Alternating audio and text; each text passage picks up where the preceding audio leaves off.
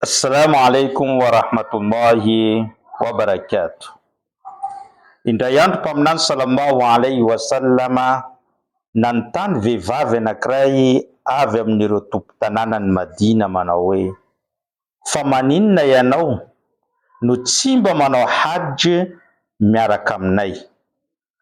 Namaly izany vehivavy zany hoe: ry iraky Allah, izahay dia tsy manana biby fiompy afa-tsy anankiroa ihany, ka ny iray aminazy io dia efa andehanan'ny vadiko sy ny zanako lahy manatanteraka ny hajj, fa ny faharoa kosa dia ampiasanay amin'ny tanimbolonay mba hahafahanay mamokatra ny vokatranay.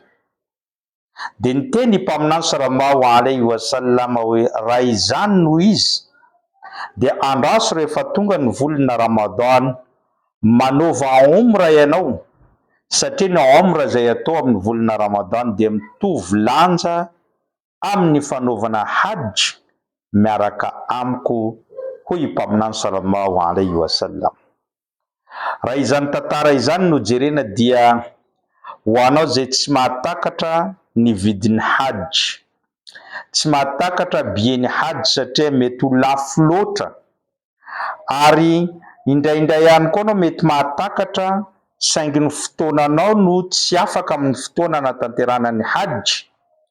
Dia mpaminany sallallahu alaihi wasallam nanome vahaolana ny hanaovana umra amin'ny volana Ramadan, fa izany dia azahoana valisoa nanao hajj miaraka amin'ny mpaminany sallallahu alaihi wasallam. Ripiny Islam, hiditra ny volana Ramadan any amin'ny 18 février insha Allah, ary toy izany mandrapatonga ny volana Marsa.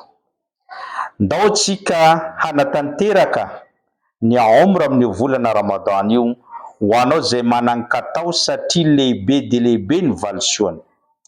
Ny valisoa voalohany dia azo valisoa ny fanaovana hajj miaraka amin'ny mpaminany, voafafa ny fahotanao, voavaly ny doa rehetra izay ho ataonao, ary tsy vitan'izany hanao vizity ireo toerana masina sy manan-tantara, ary misy ihany koa ireo karazana fampatsiahivana marina sy ny fampianarana izay hoentina amin'izay fotoana izany.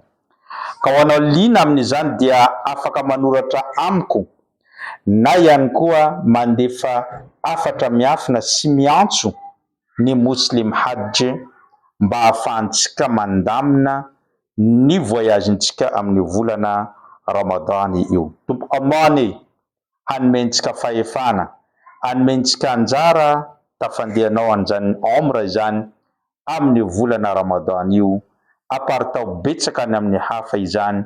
Wassalamu alaikum wa rahmatullahi wa barakatuh.